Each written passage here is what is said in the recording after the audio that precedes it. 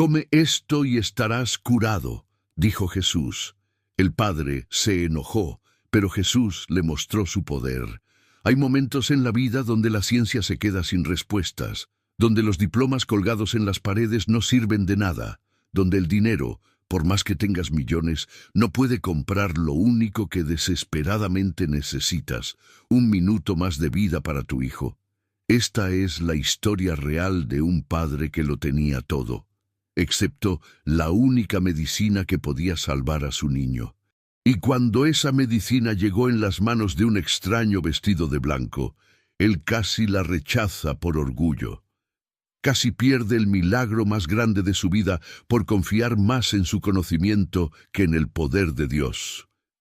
Antes de continuar con esta historia que te va a estremecer el alma, quiero pedirte algo del corazón. Si este contenido toca tu espíritu, suscríbete a nuestro canal. Tenemos un sueño, una meta que queremos alcanzar con la ayuda de Dios y de personas como tú, llegar a 50,000 suscriptores antes de esta Navidad.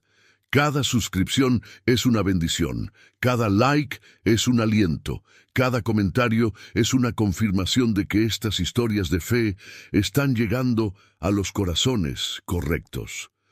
Por favor, déjanos saber en los comentarios de qué ciudad nos estás viendo y si te han gustado nuestras historias.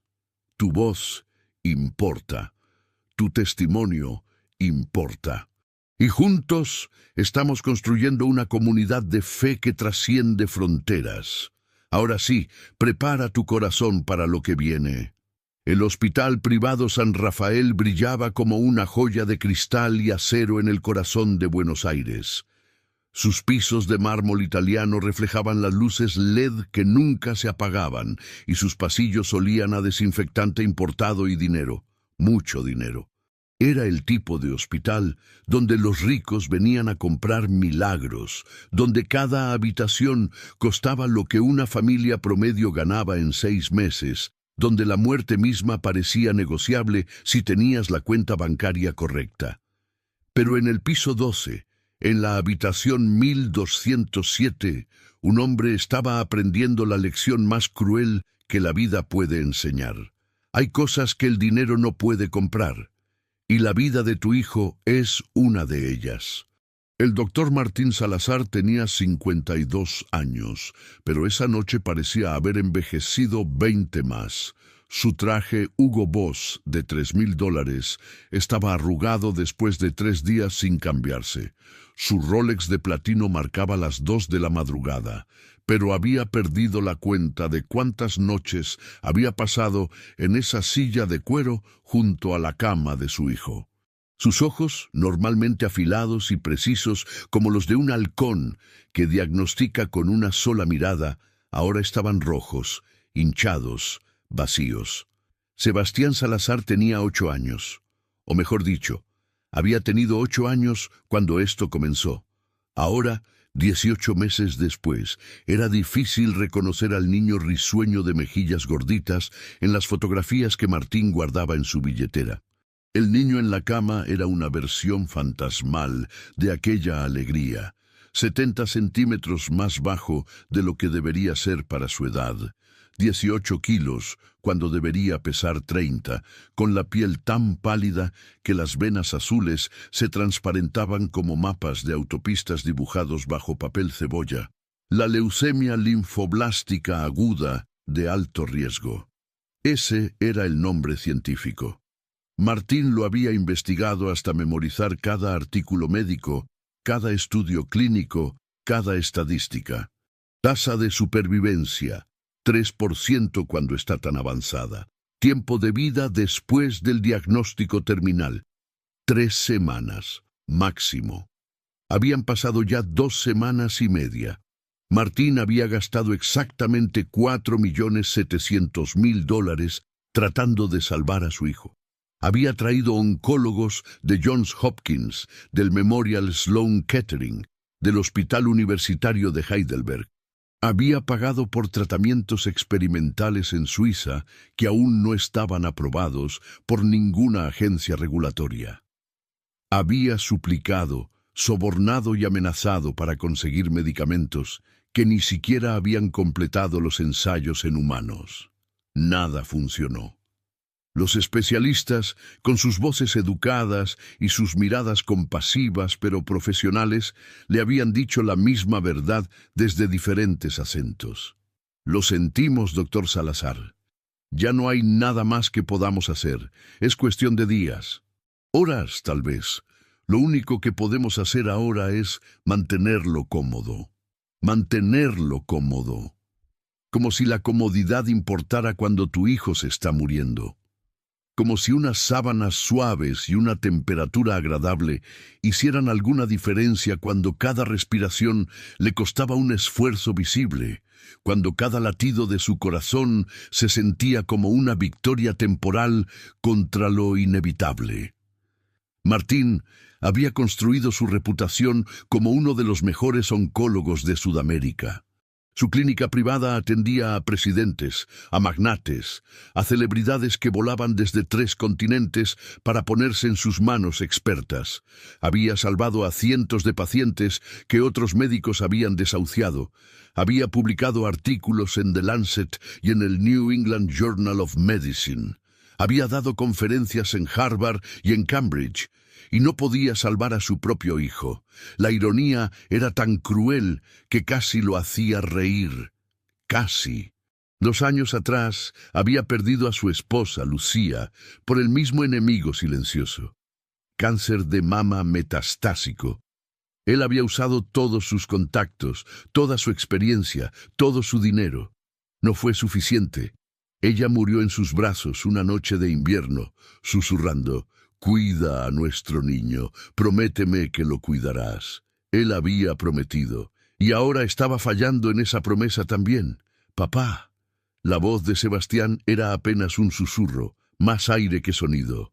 Martín se inclinó inmediatamente, tomando la mano pequeña de su hijo entre las suyas. La mano que alguna vez fue regordeta y llena de vida, que le tiraba de la corbata cuando quería atención, que sostenía crayones para dibujar dinosaurios. Ahora era poco más que huesos cubiertos de piel translúcida. «Estoy aquí, campeón. Aquí estoy.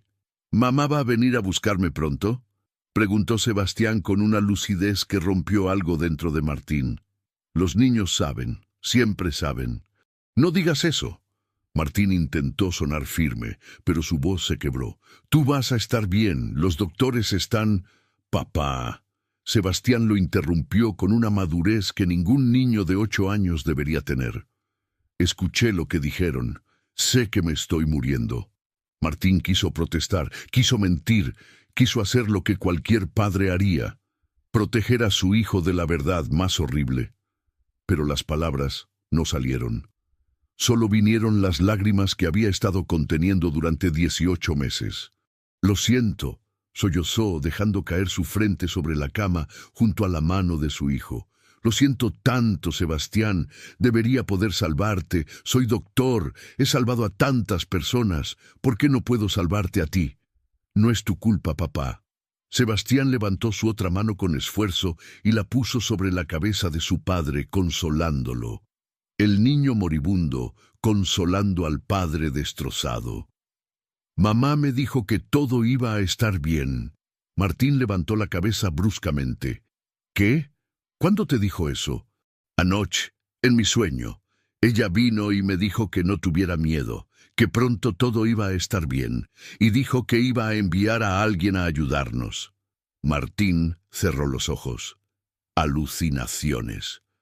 Uno de los efectos de la medicación para el dolor. Los niños terminales a menudo tienen visiones. Es el cerebro tratando de procesar lo incomprensible. «Descansa, hijo». Martín le besó la frente, sintiendo el calor de la fiebre que no bajaba hace días. «Voy a estar aquí. No te voy a dejar solo». Pero el agotamiento finalmente lo venció. Después de 72 horas sin dormir adecuadamente, el cuerpo de Martín simplemente se apagó. Se quedó dormido en la silla, con la mano de su hijo todavía entre las suyas. No vio cuando la puerta de la habitación se abrió silenciosamente a las 2 de la madrugada. No vio al hombre que entró. Sebastián, sí. El niño había estado mirando hacia la ventana, viendo las luces de Buenos Aires parpadeando en la distancia, cuando escuchó los pasos. Giró su cabeza lentamente, esperando ver a una de las enfermeras de turno nocturno. Pero este hombre era diferente. Vestía un uniforme de enfermero completamente blanco, simple, sin ninguno de los logotipos del hospital. Sus zapatos no eran los Crocs o zapatos médicos regulares que todos usaban.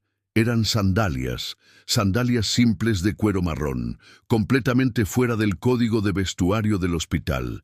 Pero lo que más llamó la atención de Sebastián fueron los ojos del hombre. Eran profundos, oscuros, pero llenos de una calidez que el niño no había sentido desde que su madre murió. Ojos que de alguna manera contenían tanto una tristeza antigua como una alegría inmensa. ¿Eres el ángel que mamá dijo que vendría?, preguntó Sebastián sin miedo. El hombre sonrió, y esa sonrisa iluminó la habitación más que todas las máquinas parpadeantes y las luces LED. Se acercó a la cama con pasos suaves, silenciosos. «Soy alguien que conoce bien el sufrimiento», respondió con una voz que sonaba como un río calmado. «Y vine a ofrecerte algo». Metió su mano en el bolsillo de su uniforme y sacó algo que hizo que Sebastián parpadeara confundido. Era pan. Un pedazo simple de pan casero, del tipo que su madre solía hacer los domingos. Pan sin nada especial, sin decoración, sin glaseado. Solo pan.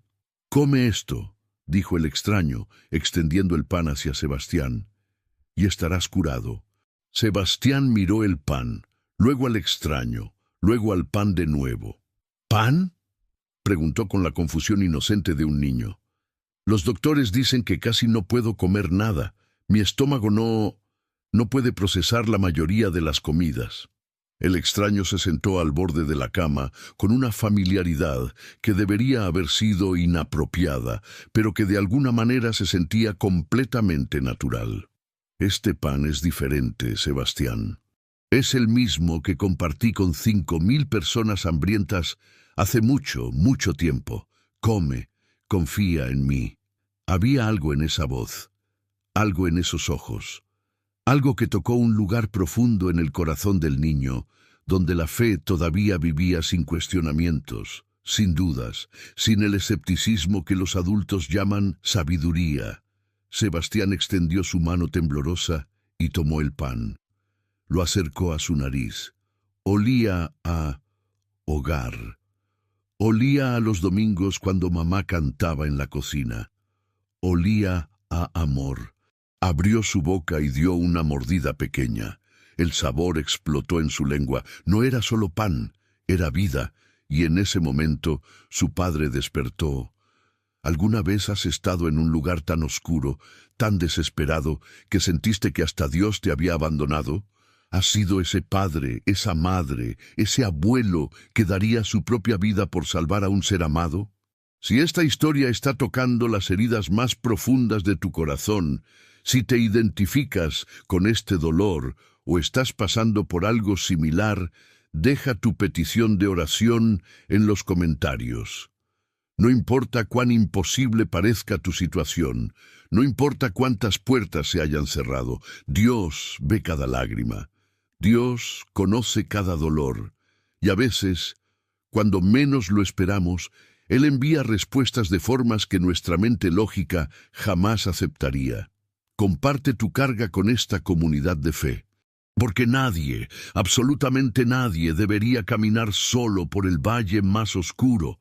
¿Qué demonios estás haciendo?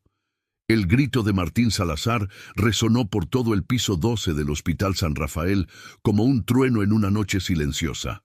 Se levantó de la silla tan violentamente que ésta cayó hacia atrás con un estruendo metálico. En 3 zancadas cruzó la habitación y arrancó el pedazo de pan de las manos de Sebastián justo cuando el niño terminaba de tragar la primera mordida. «Él tiene una dieta estrictamente controlada», rugió Martín, su cara normalmente pálida ahora roja de furia y pánico. Un pedazo de pan mal preparado, sin esterilizar, podría matarlo con su sistema inmune completamente comprometido. ¿Tienes idea de lo que acabas de hacer? El extraño permaneció sentado en el borde de la cama, completamente tranquilo, sin mostrar ninguna señal de alarma o miedo ante la explosión de Martín. Sus manos descansaban sobre sus rodillas y en su rostro había una expresión de paciencia, compasión. «Doctor Salazar», dijo con esa voz de río calmado, «por favor, cálmese. El pan no le hará daño a su hijo». «¿Calmarme?». Martín buscó frenéticamente el botón de emergencia en la pared. «¿Quién carajo eres? Ni siquiera tienes gafete de identificación. Seguridad. Necesito seguridad en la habitación 1207 ahora». El extraño se puso de pie lentamente, y había algo en su movimiento que hizo que Martín diera un paso atrás involuntariamente. No era amenazante, pero había una presencia en ese hombre que llenaba la habitación de una manera que desafiaba la explicación. «Sé exactamente quién eres, Martín», dijo el extraño, y el uso de su nombre de pila sin permiso debería haber enfurecido más a Martín, pero en cambio lo paralizó. «Eres un hombre que ha construido su vida entera sobre la evidencia, sobre lo que puede ver bajo un microscopio y medir en un laboratorio. Eres brillante, dedicado, has salvado muchas vidas». El extraño dio un paso hacia él. «Pero también eres un hombre roto, un hombre que perdió a su esposa hace 2 años por el mismo enemigo que ahora le está quitando a su hijo. Un hombre que ha orado cada noche durante 18 meses pidiendo un milagro que su mente científica le dice que es imposible». El rostro de Martín palideció. «¿Cómo sabes eso?». «Nadie sabe». «Anoche», continuó el extraño, sus ojos oscuros penetrando directamente al alma de Martín, «a las 3:27 de la madrugada, te arrodillaste en el baño privado de esta habitación, pusiste tu frente contra el piso frío y dijiste: Dios, si realmente existes, si alguna vez escuchaste una oración en tu vida, escucha esta. Muéstrate, sálvalo, tómame a mí en su lugar, toma mi vida, mi alma, lo que quieras. Pero por favor, no me quites a mi hijo también». Martín sintió que sus piernas se debilitaban. Esas palabras, esas exactas palabras que había susurrado en la soledad de ese baño, seguro de que nadie, absolutamente nadie, podría haberlo escuchado. ¿Cómo fue todo lo que pudo decir? El sonido de botas pesadas interrumpió el momento. 2 guardias de seguridad entraron corriendo a la habitación, seguidos por la enfermera jefe del turno nocturno. «Doctor Salazar, ¿qué sucede?», preguntó uno de los guardias, un hombre corpulento llamado Ricardo, que Martín conocía desde hace años. Martín señaló al extraño con mano temblorosa. «Este hombre, no sé quién es, no tiene identificación. Entró sin autorización y le dio comida no autorizada a mi hijo. Quiero que lo expulsen inmediatamente y que revisen todas las grabaciones de seguridad para ver cómo entró». Los guardias se movieron hacia el extraño, pero antes de que pudieran tocarlo, él habló de nuevo. «Es interesante, Martín, cómo rechazas lo que no puedes explicar. Vine a darte el milagro que pediste, y tu primera reacción es expulsarme». «Los milagros no existen», espetó Martín, aunque su voz sonaba menos convincente que antes. «Solo existe lo que puede ser probado, medido, replicado». El extraño sonrió con tristeza. «Hace 2000 años le dije a un hombre llamado Tomás: dichosos los que no han visto y aún así han creído. Pero también sé que algunos necesitan ver para creer. Así que, Martín, te voy a dar evidencia, la evidencia que tu mente científica necesita». Extendió sus manos hacia Martín, palmas hacia arriba, y ahí, en cada muñeca, había cicatrices. No cicatrices de accidentes o cirugías, cicatrices redondas del tamaño de un clavo grueso que atravesaban completamente las muñecas. Martín las miró, su cerebro de médico automáticamente catalogando lo que veía. Heridas de perforación completamente cicatrizadas, pero claramente visibles. El tipo de heridas que... No, imposible. «Llévense a este hombre», ordenó Martín, su voz ahora temblorosa. «Ahora». Los guardias agarraron al extraño por los brazos. Él no resistió. Simplemente mantuvo sus ojos en Martín mientras lo sacaban de la habitación. «El milagro ya comenzó, Martín», dijo el extraño mientras los guardias lo arrastraban hacia la puerta. «Tu hijo comió el pan con fe, la fe pura que solo un niño puede tener. Y esa fe es la semilla del milagro. Puedes expulsarme de esta habitación, pero no puedes detener lo que ya está en movimiento». «¡Fuera!», gritó Martín, «y revisen ese maldito pedazo de pan. Analicen cada molécula. Quiero saber qué había en él». La puerta se cerró. El extraño se fue. La habitación quedó en silencio, excepto por el pitido constante de las máquinas monitoreando los signos vitales de Sebastián. Martín se dejó caer en la silla, enterrando su cara en sus manos. ¿Qué acababa de pasar? ¿Quién era ese hombre? ¿Cómo sabía sobre su oración más privada? «¡Papá!», la voz débil de Sebastián lo sacó de sus pensamientos. «¿Por qué corriste al hombre amable?» «Sebastián, ese hombre podría haberte enfermado más». Martín intentó explicar, su voz de doctor volviendo. «No sabemos qué había en ese pan. Podría estar contaminado, podría tener bacterias». «No, papá», Sebastián lo interrumpió, y había algo diferente en su voz, algo más fuerte. «Él no me iba a lastimar. Ese era el hombre que mamá prometió que vendría». Martín miró a su hijo. Sebastián había cerrado los ojos, pero en su rostro había una paz que Martín no había visto en meses. Una paz que no debería ser posible cuando estás a horas de la muerte. «Duérmete, hijo», susurró Martín, jalando la sábana hasta el pecho de Sebastián. «Todo va a estar bien». Pero no lo creía, no podía creerlo. Martín llamó a la enfermera jefe. «Quiero que analicen ese pedazo de pan inmediatamente. Microbiología completa. Quiero saber qué hay en él. Y revisen todas las cámaras de seguridad. Quiero saber cómo entró ese hombre, quién lo dejó pasar, todo». «Por supuesto, doctor Salazar». La enfermera asintió y se fue rápidamente. Martín se quedó solo con su hijo. Miró su reloj. 2:47 de la madrugada. Sebastián respiraba suavemente, su pecho subiendo y bajando con un ritmo que parecía más estable. No, imposible. Debía ser su imaginación, su desesperación jugándole trucos. Martín cerró sus ojos, intentando procesar todo. El extraño, las palabras, las cicatrices en las muñecas. No, absolutamente no. Había una explicación racional. Siempre la hay. El hombre probablemente trabajaba en el hospital, tal vez en otro piso. De alguna manera había accedido a su expediente médico privado, había leído sobre su situación. Las cicatrices eran probablemente de algún accidente. Y la oración. Tal vez había micrófonos ocultos, tal vez alguien lo había escuchado. Sí, eso tenía que ser. Martín se aferró a esa explicación como un hombre ahogándose se aferra a un pedazo de madera flotante. Pero en lo profundo de su corazón, en ese lugar donde los hombres de ciencia temen mirar, una pequeña voz susurraba, «¿Y si...?»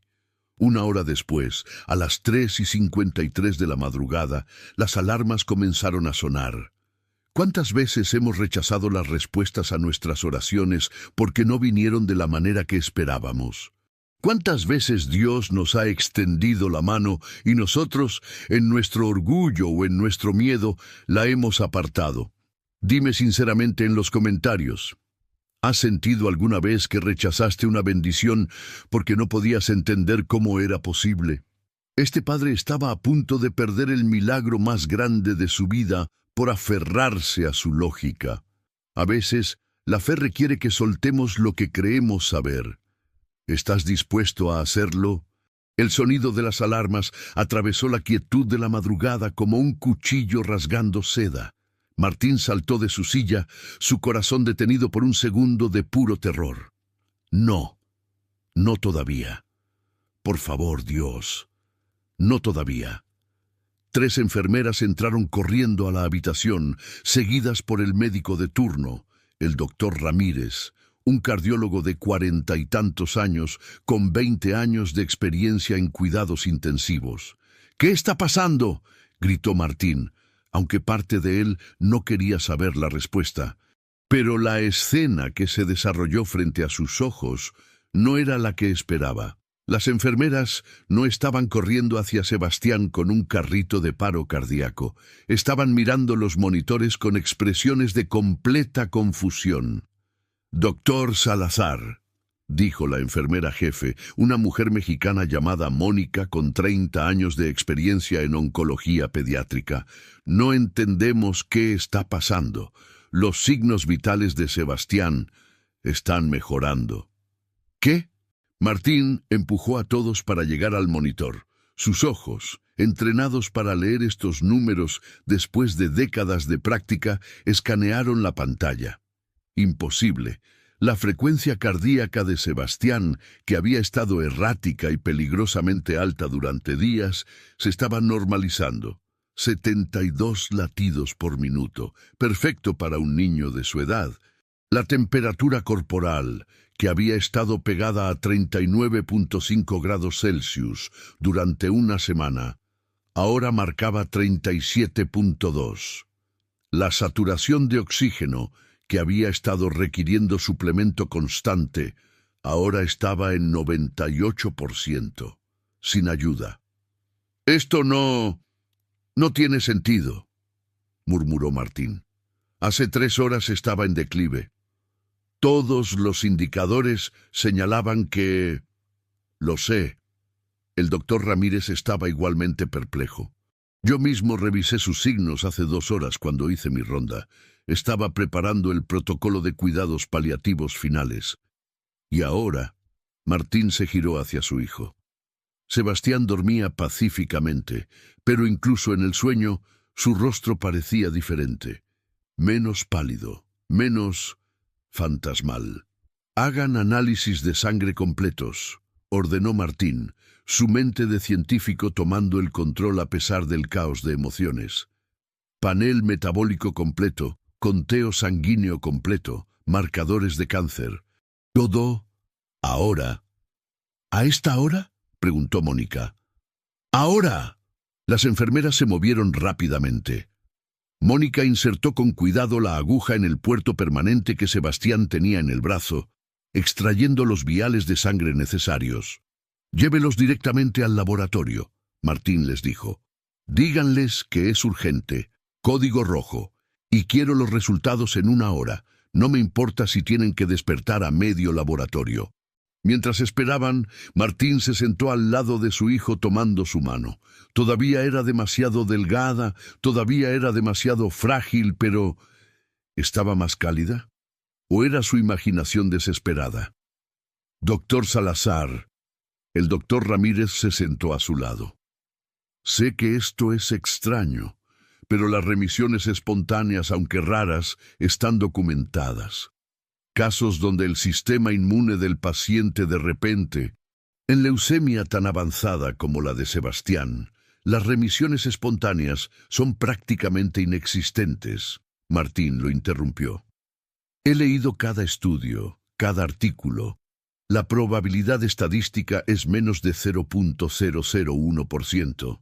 Y cuando ocurren toman semanas, meses, no horas. Lo sé. Pero estamos viendo mejoría. Eso es indiscutible». Martín quería creerlo. Quería aferrarse a esa esperanza como un náufrago a un salvavidas. Pero su mente, entrenada durante 30 años para ser escéptica, para cuestionar, para no aceptar nada sin evidencia sólida, se negaba. Y sin embargo, los números no mentían. Las siguientes 3 horas fueron las más largas de la vida de Martín. Se quedó junto a Sebastián, observando cada respiración, cada movimiento, como si pudiera mantenerlo con vida mediante pura fuerza de voluntad. A las 6 de la mañana, cuando la luz del amanecer comenzaba a filtrarse por las ventanas del hospital, la puerta de la habitación se abrió. El doctor Ramírez entró, seguido por el jefe de laboratorio, un hombre mayor llamado doctor Ernesto Fuentes. Ambos tenían expresiones que Martín no podía interpretar. «Doctor Salazar», comenzó el doctor Fuentes, su voz temblando ligeramente. «He trabajado en este hospital durante 38 años. He procesado más de 1 millón de muestras de sangre. Y nunca en mi vida he visto algo como esto». Extendió un folder hacia Martín con mano temblorosa. Martín lo abrió. Sus ojos escanearon los números y su mundo se detuvo. Conteo de glóbulos blancos. Normal. Conteo de glóbulos rojos. Normal. Plaquetas. Normales. Células blásticas. Células de leucemia inmaduras. 0. 0. Eso es imposible, susurró Martín. Hace 6 horas tenía 300.000 glóbulos blancos anormales por microlitro. Ahora tienen 0, repitió el doctor Fuentes. Corrimos las muestras 3 veces, doctor Salazar, en 3 máquinas diferentes. Pedimos a 2 técnicos distintos que las revisaran manualmente bajo microscopio. Los resultados son consistentes. No hay células cancerosas detectables en su sangre. El folder cayó de las manos de Martín. Las páginas se esparcieron por el piso como hojas de otoño. «Debe ser un error», dijo Martín, pero su voz sonaba hueca incluso para sus propios oídos. «Contaminación de muestra, etiquetado incorrecto, algo». «Pensamos lo mismo», dijo el doctor Ramírez. «Por eso tomamos otra muestra hace 1 hora. Resultados idénticos». Martín caminó hacia la ventana, mirando hacia Buenos Aires despertando bajo el sol de la mañana. Edificios de cristal reflejando la luz dorada, autos comenzando a llenar las calles, vida continuando, inconsciente del imposible que estaba ocurriendo en el piso 12 del Hospital San Rafael.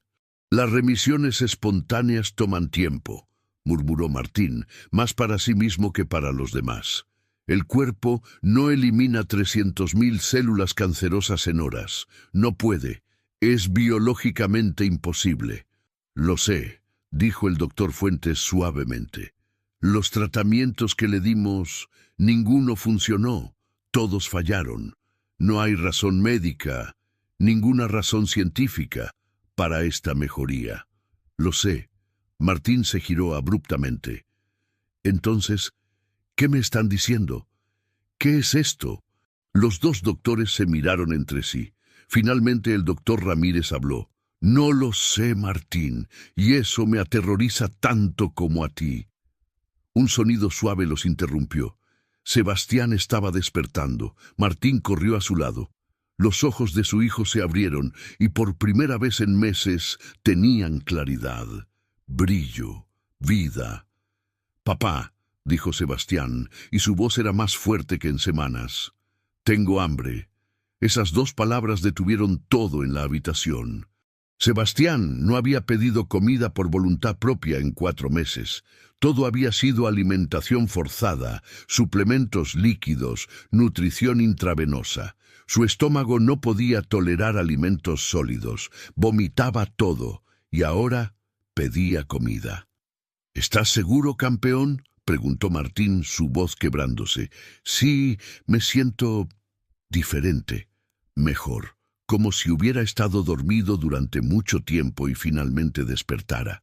Mónica, actuando por instinto, fue rápidamente a buscar un desayuno ligero del piso, tostadas simples, jugo de manzana diluido, nada que pudiera causar problemas a un sistema digestivo comprometido. Cuando trajo la bandeja, todos en la habitación contuvieron la respiración. Sebastián tomó un pedazo de tostada, lo mordió, masticó, tragó. Esperaron. Normalmente, el vómito venía en 30 segundos. Pasó 1 minuto, 2 minutos, 5 minutos. Sebastián terminó la tostada completamente. Bebió el jugo. No vomitó. Sonrió. «Está rico», dijo simplemente.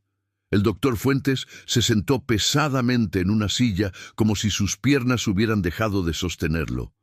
El doctor Ramírez se cubrió la boca con una mano, sus ojos húmedos. Mónica se persignó y susurró algo en español que sonaba como una oración.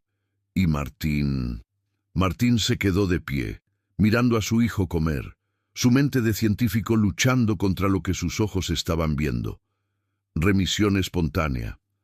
Tenía que ser eso. Una coincidencia extraordinaria. El cuerpo humano era capaz de cosas asombrosas. Él mismo había visto recuperaciones improbables. Esto era solo más improbable que la mayoría. Pero incluso mientras su mente construía estas explicaciones racionales, una imagen seguía apareciendo en su memoria, el extraño vestido de blanco, el pedazo de pan. «Come esto y estarás curado». No, no, no, no. Eso era superstición, era pensamiento mágico. Era exactamente el tipo de irracionalidad que él había pasado su vida combatiendo, pero los números no mentían, y su hijo estaba comiendo. «Doctor Salazar», la voz de Mónica lo sacó de sus pensamientos. Los resultados del análisis del pan llegaron del laboratorio de microbiología. Martín tomó el reporte, sus manos temblando ligeramente. Leyó, parpadeó, leyó de nuevo. «Esto no puede ser correcto». «Lo revisamos 4 veces», dijo Mónica. El análisis del pan mostraba pan casero común. Harina de trigo, agua, levadura, sal, nada más. Sin drogas, sin compuestos químicos inusuales, sin nada que pudiera explicar nada. Era solo pan. Martín dejó caer el reporte. Se dejó caer en la silla junto a la cama de su hijo. Y por primera vez en su vida adulta, el doctor Martín Salazar, uno de los oncólogos más brillantes de Sudamérica, no tenía ninguna explicación científica para lo que estaba presenciando. «Papá».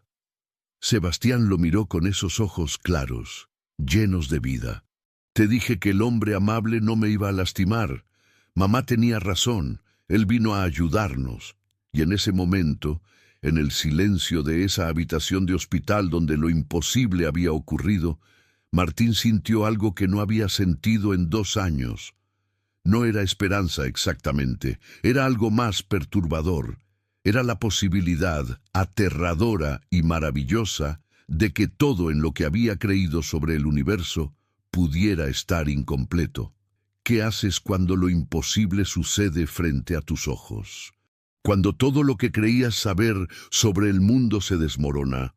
Este padre estaba enfrentando la crisis más grande de su vida. No la muerte de su hijo, sino su sanación inexplicable. A veces, el milagro nos asusta más que la tragedia porque nos obliga a cuestionar todo. Dime en los comentarios, ¿has experimentado algo que tu mente no puede explicar, pero tu corazón sabe que es real? ¿Te atreves a compartir tu testimonio de lo imposible? 3 días. En 72 horas, Sebastián Salazar pasó de estar a horas de la muerte a estar completamente, inexplicablemente, milagrosamente curado. El hospital se convirtió en un torbellino de actividad. Especialistas de 3 países diferentes volaron a Buenos Aires para examinar a Sebastián. Se hicieron más de 40 estudios diferentes: resonancias magnéticas, tomografías computarizadas, biopsias de médula ósea, análisis genéticos. Todos mostraban lo mismo: 0 evidencia de leucemia.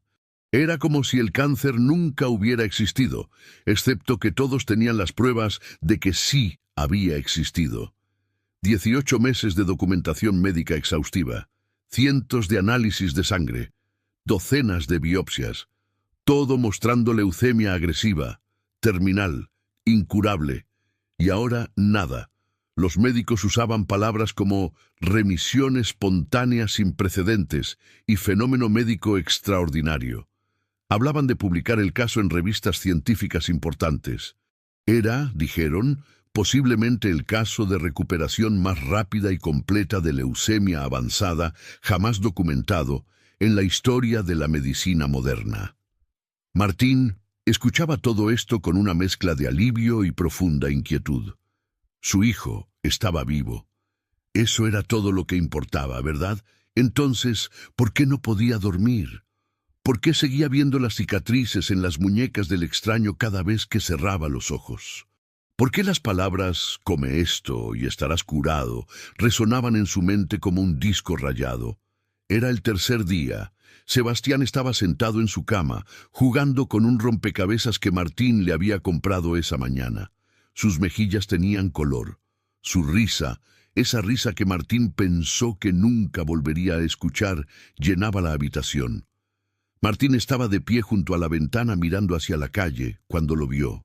El extraño. Caminaba tranquilamente por el pasillo del hospital, su uniforme blanco brillante bajo las luces fluorescentes, sus sandalias haciendo un sonido suave contra el piso de mármol. Martín sintió que su corazón se aceleraba. ¿Cómo? Lo habían expulsado. Seguridad tenía orden de no dejarlo entrar. Sin pensarlo dos veces, Martín salió corriendo de la habitación. ¡Tú!, gritó, su voz haciendo que varias enfermeras saltaran. ¡Detente! El extraño se detuvo y se giró lentamente. Esa misma sonrisa suave. Esos mismos ojos profundos que parecían contener siglos. Martín corrió hacia él, cerrando la distancia entre ellos hasta que estaban a solo 1 metro de distancia. ¡Tú! Martín respiraba pesadamente, no por el esfuerzo físico, sino por algo más profundo. Tú hiciste algo, no sé cómo, no sé qué, pero tú, el pan, ¿qué había en él? ¿Qué droga experimental? ¿Qué compuesto químico no detectado? El extraño lo miró con una compasión que hizo que Martín quisiera golpearlo y abrazarlo al mismo tiempo.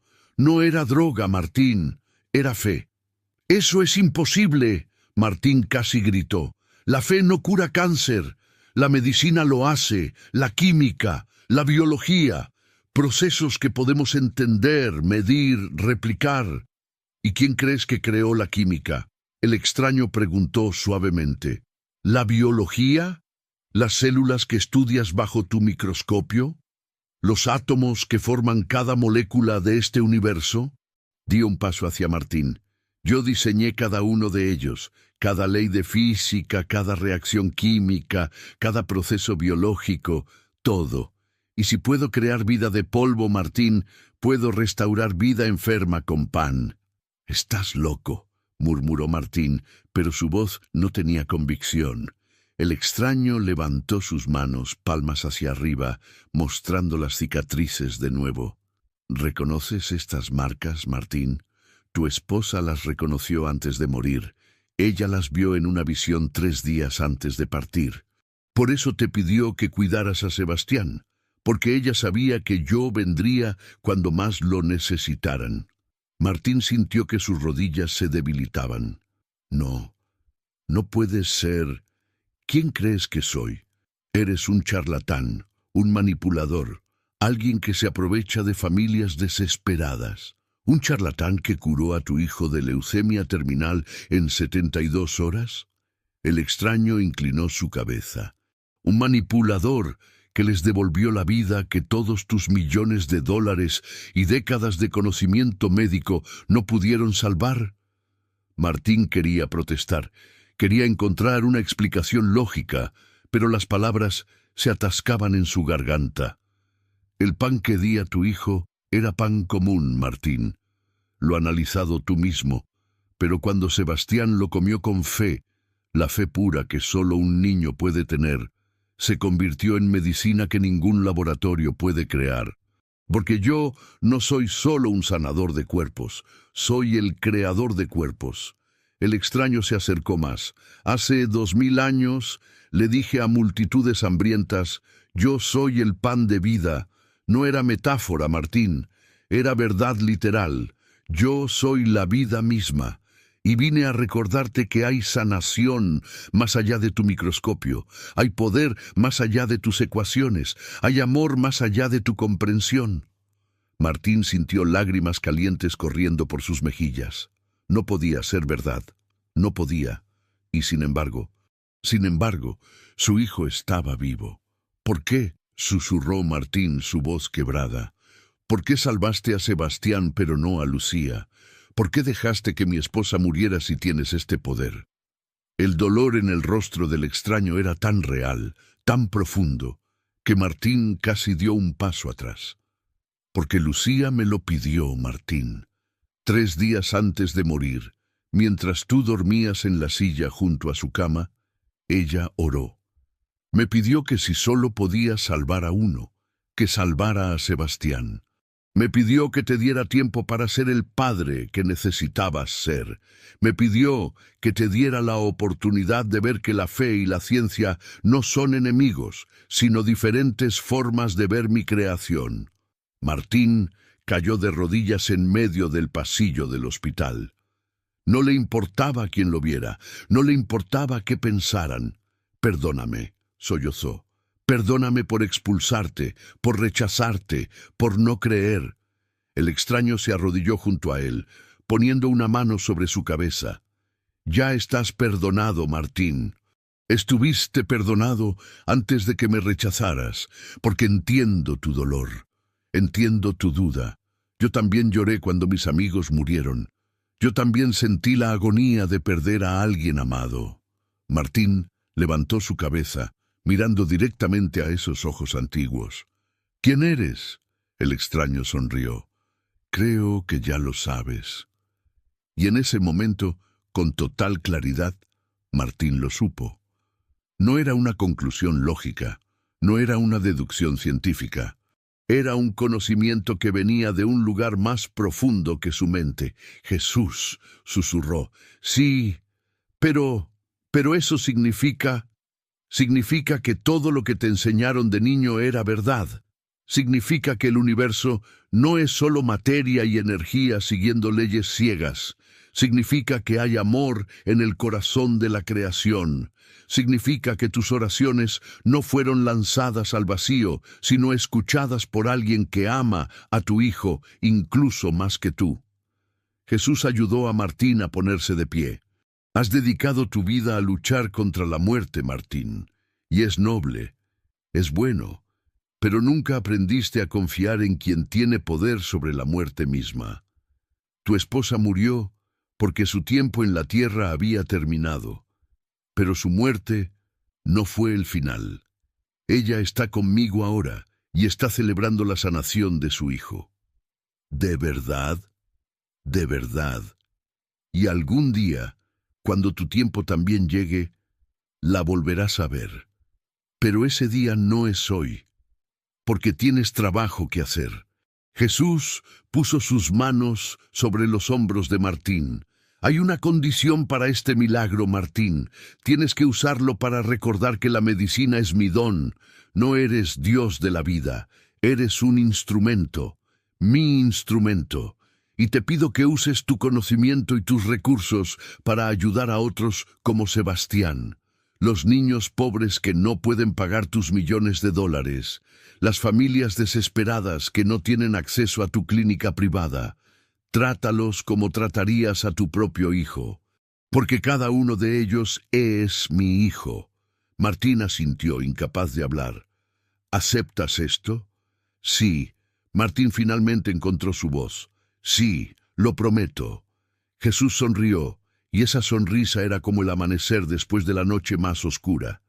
Entonces tu fe te ha salvado, Martín, no solo a tu hijo, a ti también, porque estabas muriendo de una enfermedad peor que el cáncer, estabas muriendo de desesperanza y ahora has renacido. Jesús comenzó a caminar por el pasillo. Espera, Martín lo llamó. Volveré a verte. Jesús se giró, caminando hacia atrás mientras hablaba.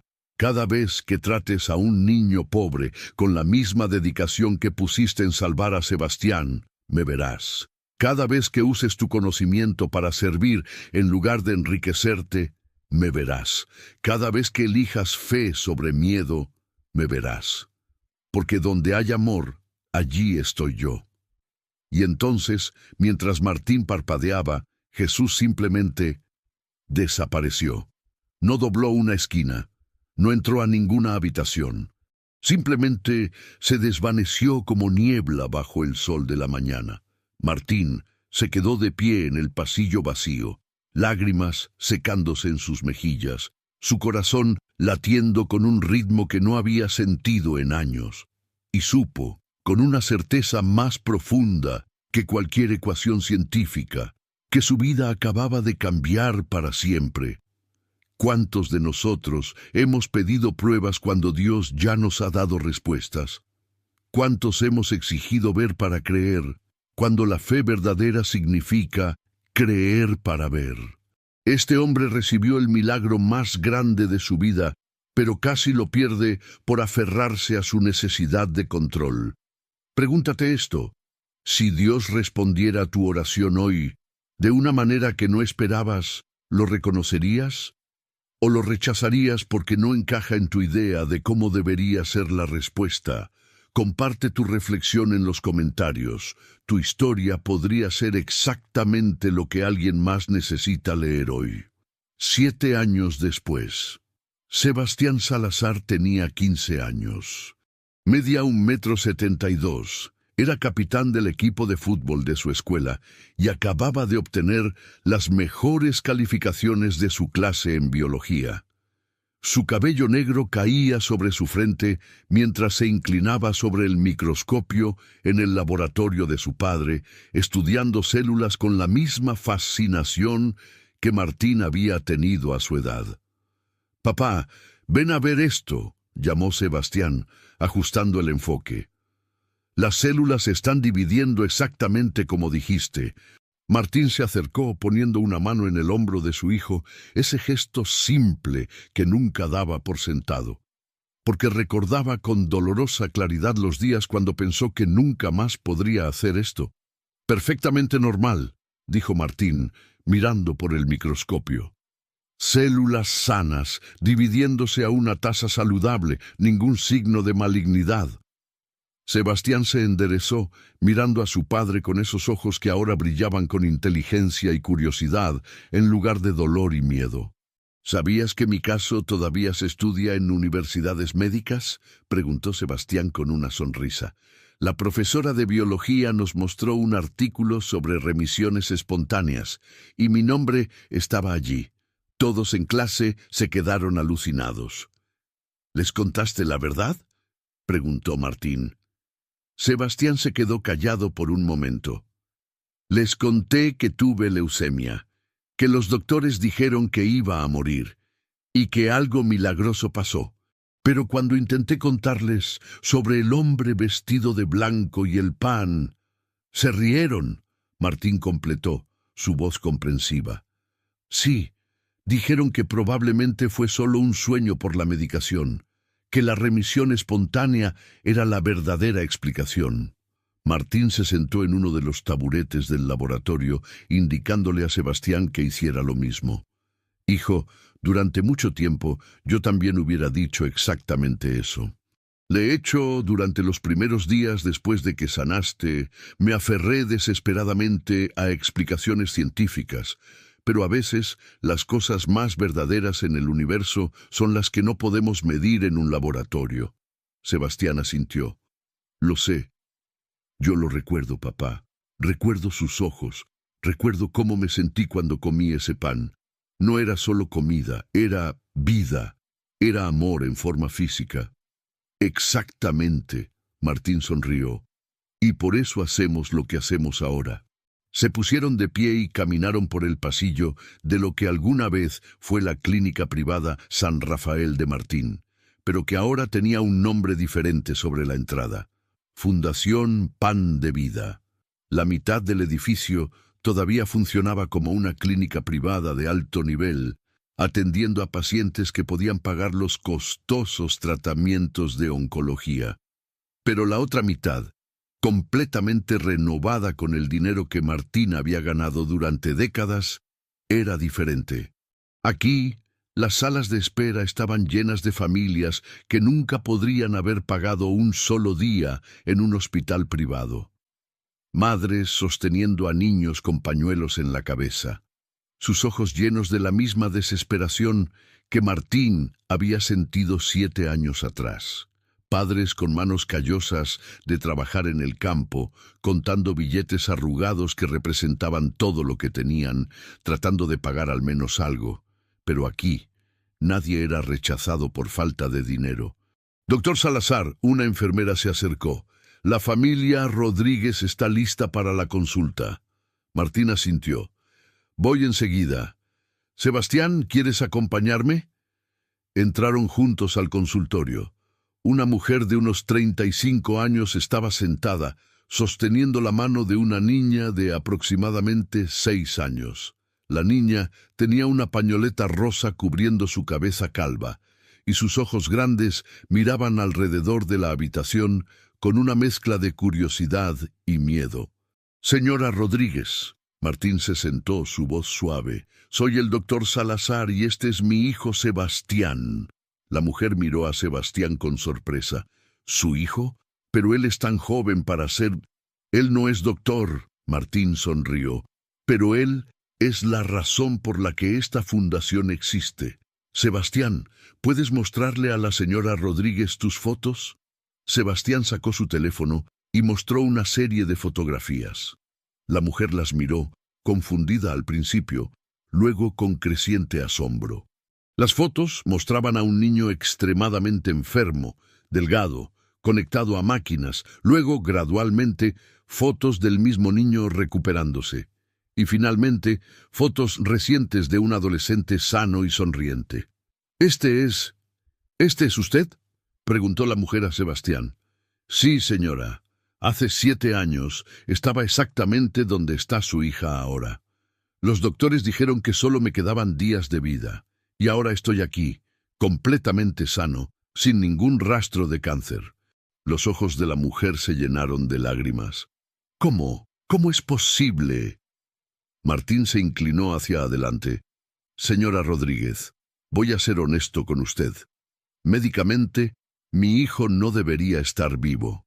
Su recuperación desafió todas las estadísticas, todas las probabilidades, todas las leyes que conozco de la medicina, y durante mucho tiempo traté de encontrarle una explicación científica. ¿Y la encontró? Sí y no. Martín sonrió. Encontré que hay fuerzas en este universo que van más allá de lo que podemos medir, que la fe, la esperanza, el amor, son tan reales como cualquier medicamento que pueda recetarle. Que Dios trabaja a través de nuestras manos médicas, pero que Él no está limitado por nuestras herramientas. La mujer sollozaba ahora, sosteniendo a su hija contra su pecho. Vamos a tratar a su hija, continuó Martín. Vamos a usar los mejores tratamientos disponibles, la mejor tecnología, todo mi conocimiento.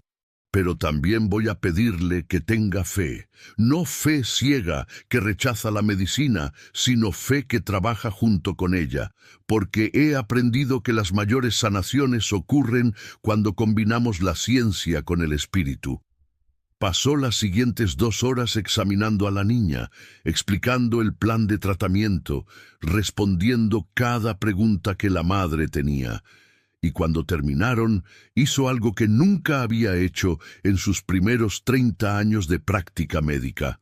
Se arrodilló junto a la niña, tomó su mano pequeña y oró. No una oración silenciosa en su cabeza, una oración audible, simple, directa. Señor, tú que sanaste a mi hijo cuando toda esperanza estaba perdida, te pido que pongas tus manos sobre esta niña. Guía mis manos mientras la trato. Dame sabiduría y sobre todo, dale a esta familia la paz que solo tú puedes dar. Amén. Cuando levantó la cabeza, la señora Rodríguez estaba llorando, pero ahora había algo diferente en sus ojos. Esperanza. Esa noche, Martín se quedó tarde en su oficina, revisando expedientes. Las paredes estaban decoradas de manera diferente ahora. Sí, Todavía tenía sus diplomas de Harvard y Johns Hopkins. Todavía tenía sus certificaciones y premios.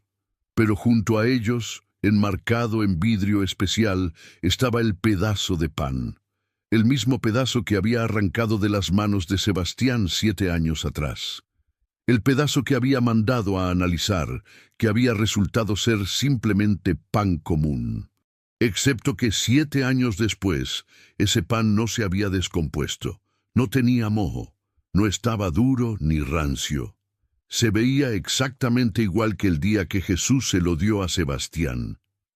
Martín lo había llevado a 5 laboratorios diferentes, especialistas en conservación de alimentos, científicos de materiales.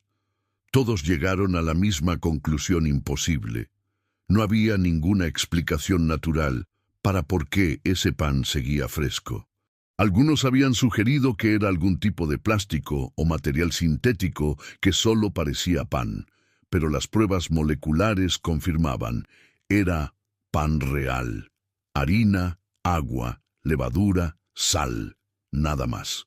Martín se acercó al marco, mirando el pan bajo la luz suave de su escritorio. «Aún no entiendo cómo», susurró al silencio de su oficina. «Mi mente científica todavía busca una explicación lógica, pero mi corazón...» Su voz se quebró. «Mi corazón sabe la verdad. Y estoy tratando de vivir de acuerdo a esa verdad cada día». Un toque suave en la puerta lo interrumpió. «¿Papá?» Sebastián asomó su cabeza. «Ya es tarde. Mamá dice que vengas a casa». Martín parpadeó. «¿Mamá?» Sebastián sonrió. «Perdón, me refería a Laura. Sabes que a veces me confundo». Laura. Martín había conocido a Laura 2 años después del milagro de Sebastián. Era una trabajadora social en la fundación, una mujer de fe profunda que no se intimidaba por su escepticismo anterior. Ella le había enseñado que era posible ser tanto científico como creyente, que la fe y la razón podían bailar juntas en lugar de pelear. Se habían casado el año pasado. «Voy enseguida». Martín apagó la luz de su escritorio, pero antes de salir, tocó el marco del pan una vez más. «Gracias», susurró, «por todo». Mientras caminaban hacia el estacionamiento, Sebastián preguntó, «Papá, ¿alguna vez lo has vuelto a ver?» Al hombre de blanco. Martín pensó en eso. La respuesta honesta era no. Nunca había vuelto a ver a Jesús caminando por los pasillos del hospital en forma física, pero sí, dijo finalmente, lo veo todo el tiempo. ¿Dónde? En los ojos de cada niño que tratamos gratuitamente, en las manos de cada enfermera que trabaja doble turno porque le importa, en la sonrisa de cada familia cuando les decimos que su hijo va a estar bien, en cada pequeño milagro que ocurre en estas paredes. Llegaron al auto. Antes de entrar, Martín puso su mano en el hombro de Sebastián. «Hijo, hay algo que necesito que sepas. Algo importante». «¿Qué, papá?» «Tu sanación no fue solo para ti. Fue para mostrarme que había estado viviendo solo la mitad de mi vida. Estaba tan enfocado en curar cuerpos que había olvidado que las personas son más que solo carne y huesos, son espíritu también. Y cuando tratamos ambos, cuando combinamos la mejor medicina con la mayor fe, ahí es cuando los verdaderos milagros suceden». Sebastián abrazó a su padre. «Lo sé, papá. Y mira cuántas familias se han beneficiado por eso.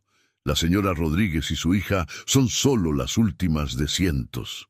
Martín devolvió el abrazo, agradecido por cada momento con este niño que debería estar muerto, pero que en cambio estaba vivo, creciendo, soñando con ser doctor él mismo algún día. 3 meses después, la pequeña de la familia Rodríguez entró en remisión completa. Los oncólogos que revisaron su caso estaban asombrados por la rapidez de su recuperación, pero Martín solo sonrió. Él sabía que había usado los mejores tratamientos disponibles, había aplicado décadas de conocimiento médico, pero también sabía que había algo más trabajando en esas salas de tratamiento, algo que sus instrumentos no podían medir, pero que sus resultados no podían negar. La Fundación Pan de Vida trató a más de 1000 niños con cáncer en sus primeros 7 años. No todos sobrevivieron. La medicina, incluso combinada con fe, no garantiza resultados perfectos en un mundo caído. Pero la tasa de supervivencia era significativamente más alta que el promedio nacional, y los médicos visitantes a menudo comentaban sobre la atmósfera única del lugar. «Hay algo diferente aquí», decían. «No puedo señalar exactamente qué es, pero se siente esperanzador». Martín sabía exactamente qué era. Era el mismo espíritu que había entrado a la habitación 1207 hace 7 años. El mismo que había ofrecido pan simple a un niño moribundo. El mismo que había prometido que donde hay amor, allí está Él. Y ocasionalmente, cuando Martín hacía sus rondas nocturnas por la fundación, caminando por pasillos silenciosos mientras niños enfermos dormían, podía jurar que veía una figura vestida de blanco al final del corredor. Siempre desaparecía cuando miraba directamente, pero la paz que dejaba detrás era real, tangible, sanadora. En otras partes de Buenos Aires y en otras ciudades y en otros países circulaban historias susurradas entre comunidades cristianas. Historias de un enfermero misterioso que aparecía en hospitales durante las noches más oscuras, que ofrecía pan simple a niños moribundos cuyos padres habían orado con desesperación absoluta. Y en los casos donde los padres tenían fe suficiente para permitir que sus hijos comieran ese pan, milagros sucedían, no siempre de la misma manera, no siempre tan dramáticamente como con Sebastián, pero siempre había cambio, siempre había esperanza, siempre había una señal de que no estaban solos en su sufrimiento. Los médicos escribían reportes sobre remisiones espontáneas inexplicables. Los científicos buscaban explicaciones racionales y encontraban algunas superficialmente satisfactorias que permitían que el mundo continuara funcionando según sus reglas comprensibles. Pero aquellos que habían visto, aquellos que habían experimentado, aquellos que habían tocado el borde del milagro, sabían la verdad. Hay medicina que viene de laboratorios, creada por mentes brillantes usando las leyes de la química y la biología. Y hay medicina que viene del carpintero que creó los ingredientes de todo laboratorio. Ambas son reales, ambas son necesarias. Y cuando trabajan juntas, cuando la ciencia humana se encuentra con el amor divino, ahí es donde las sanaciones más profundas suceden. Martín Salazar vivió hasta los 83 años. Trató a más de 15.000 pacientes durante su vida, miles de ellos gratuitamente a través de la Fundación. Publicó 100 artículos médicos, entrenó a 200 residentes, revolucionó tratamientos para varios tipos de cáncer. Pero cuando murió pacíficamente en su sueño, rodeado de su familia, incluyendo a Sebastián, ahora un oncólogo brillante trabajando en la misma fundación, no fueron sus logros científicos lo que pasó por su mente. Fue el recuerdo de una noche, 7 décadas atrás en su vida, cuando un extraño vestido de blanco le ofreció a su hijo moribundo un pedazo de pan y le enseñó al doctor Martín Salazar la lección más importante de su vida: que el universo no es solo materia siguiendo leyes ciegas, que hay amor en el corazón de la creación, que los milagros son reales y que a veces la mayor fe no es creer sin ver, sino tener el valor de aceptar lo que ves cuando desafía todo lo que pensabas que sabías. Sus últimas palabras, susurradas a Sebastián, fueron simples: «Dile gracias. Cuando lo veas, dile gracias por mí». Sebastián, con lágrimas corriendo por sus mejillas, asintió. Y aunque su padre acababa de fallecer, aunque el dolor de la pérdida era agudo y real, había algo más fuerte que el dolor: certeza.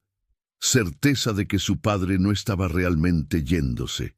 Estaba simplemente yendo a casa, donde su esposa Lucía lo esperaba, donde el carpintero que había salvado a su hijo lo recibiría con brazos abiertos, donde finalmente recibiría respuestas a todas las preguntas que su mente brillante había hecho durante 8 décadas.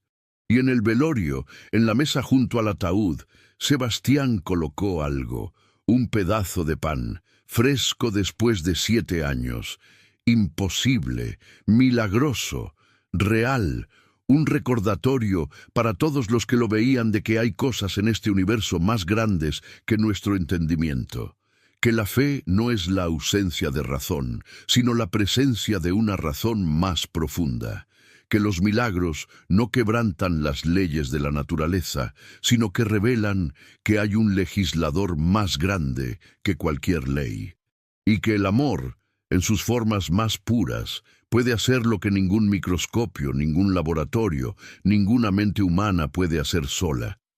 Puede transformar el pan común en medicina milagrosa.